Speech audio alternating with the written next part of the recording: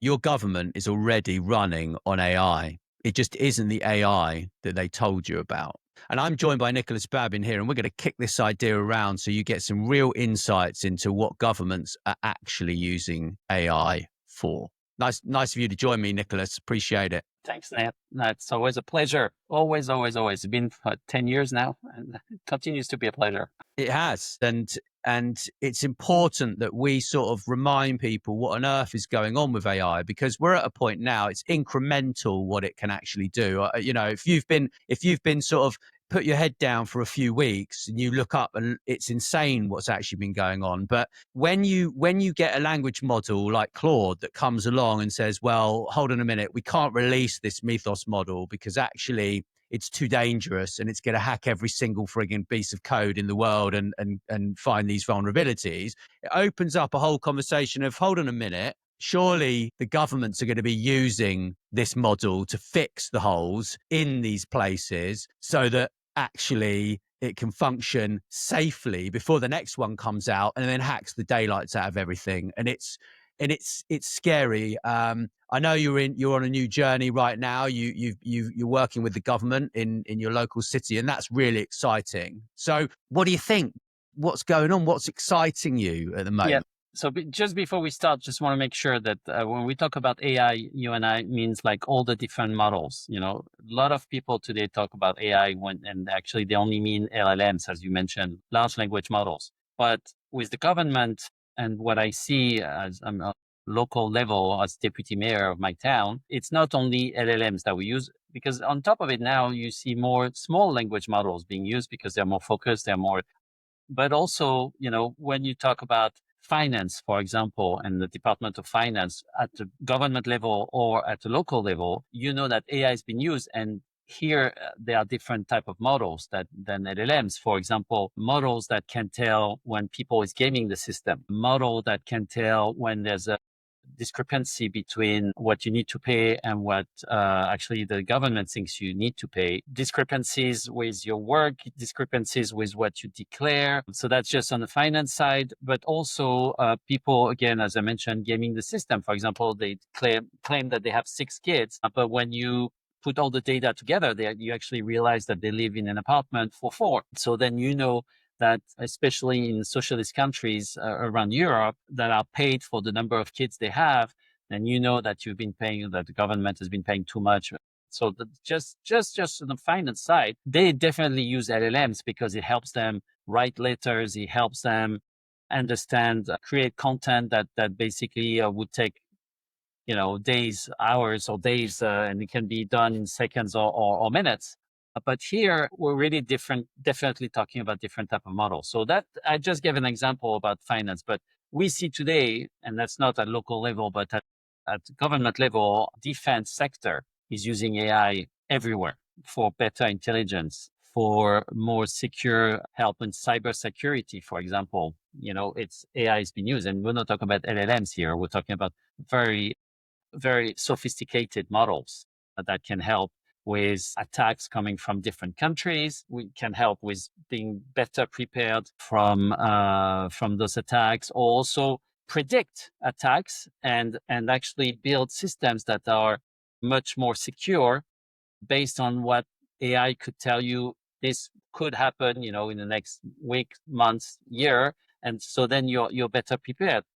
So on defense as well, everything around drones, everything around even weapons, everything around defense itself is the AI. The use of AI is just enormous. I mean, it's something that's beyond anybody's imagination.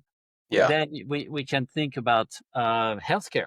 Healthcare, Before we get on to that, I'd like to yeah. just stop and talk a little bit about, there was this in Latvia. They found this apartment, I think it was, that was full of basically some sort of SIM card holders, and they were running, I believe it was like 50,000 SIM cards or something, 40,000 SIM cards, and they had registered about 200 and something, was it 200 and something million different accounts on and they were basically scamming people. They were doing every single scam. I don't know if you heard about it. I Yeah, talked I heard about it. about. Right. And so in order for them to detect this, they must have used AI to detect this. Of course, And the the social media platforms, we don't actually know what they're doing to prevent these things. that's true. I don't think they're doing enough. I think, but also we don't know what they're actually doing because they can't really talk about it because they don't really want people to know that they've got so many holes in their systems. But the fraud is real. It's brutal. It hits lonely people. It hits weak people, old people, people who can be manipulated easily. And whilst AI creates more of that, because it creates more and more phishing emails and things like this, it also creates the solution. That's But exactly what I'm going to say. education is a massive part of that solution, in my opinion. That's all about cybersecurity, as I mentioned. It creates a problem and it finds a solution. The biggest challenge is how fast can you be compared to the problem? Like how fast is a solution to resolve the problem, right? Because the problem goes much faster because we don't know what these people know and we don't know how they think, but we know we can react much faster now. And I was going to go back to healthcare. It's exactly the same. Look at COVID. It's the first time in history of the world that in less than a year, we managed to get a vaccine. Vaccine was created by AI. Why? Because the way it used to work is you would go and say, okay, this is the issue with the virus, but then people will need to think and calculate manually before all the different potential issues coming from this virus. Whereas with AI, the calculation was much faster, therefore we had results much quicker. Therefore, we thought about the vaccine in less than a year. Unheard of in human history, unheard of. So we had a problem. We found a solution thanks to AI. And again, a very sophisticated type of AI, type model Yeah. of AI. So Well, just health, jumping in on that yep, one, it's interesting where we're at right now because a gentleman actually helped his dog to become well again recently. I know you've probably heard that story as well because you're right up to speed on the news. And that's particularly interesting, creating a personalized vaccine, which is based upon the DNA or the actual race or the locality of that individual. That's particularly interesting for me. The COVID conversation is another one because there were side effects. I don't want to dig into that. It's not something we're going to no, debate or no, no, even, I'm not even going to go over it, right? Um, you know, however, I do agree with you. I think it's very exciting. I think when you can run tests on your smartphone that you needed to go to the doctor for, and it can alert you of certain problems. I think that's quite amazing. I need certain fuels, and I'm not sure that having a high protein, low, no carb diet is what I personally need. But I'm looking into that. And I think AI models and language models help with the research into of looking into course, these things. of course. So that's exciting. But then for optimization of this in terms of your health, it's not only large language models. It's definitely also, the machine learning, the deep learning that are going to ensure that, well, for example, in oncology, you can see a tumor much earlier on than anybody else or than any other system. You can even predict because based on your history, your great grandparents, your grandparents, your parents, your kids, you all this information cannot fit, if I can say, into a doctor's mind because there's too much, and that's where you need AI. So that's why So we talked about finance, we talked about defense, we talked about healthcare, you talk about construction. You need AI everywhere now. You don't have any more architects with just a pen and a ruler that are going to build a building or anything. Everything is based on AI, and especially in seismic areas. Like I used to live for a long time in San Francisco. In San Francisco, it's you have earthquakes all the time, and so you need to basically predict that. So again, you need to predict for the worst, so at least you build for the worst, and when it happens, at least your building is going to be adequate for the situation. So it's pretty much everywhere, but even at a local level, in small towns, you can use AI everywhere. You can use AI to better prepare yourself for communicating. You're in a parliament, you're debating a law, you're debating something that the city wants to see or whatever. You can better prepare yourself. You can ask AI, say, okay, today we need to vote on this construction. Please tell me what you see positive. Please tell me what you see negative. And on the negative side, please tell me how you would address it. So when you arrive in your parliament and you have people criticizing you for what you decide or what you want to put in place, you already have the argument. And that's LLMs, definitely. That's creating content, and that's based on LLM. But so anywhere, basically, and for example, when a budget needs to be debated in a parliament, right?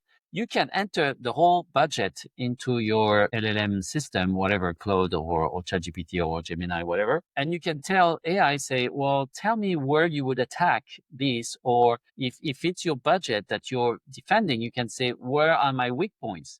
I used to have a boss, at Sony. And he was absolutely amazing. Each time we would present to him a plan, he would always go to the weak point. That was his strength. The guy was just superb. I could have worked for weeks on my budget. There was always one weak point, and he would always find it.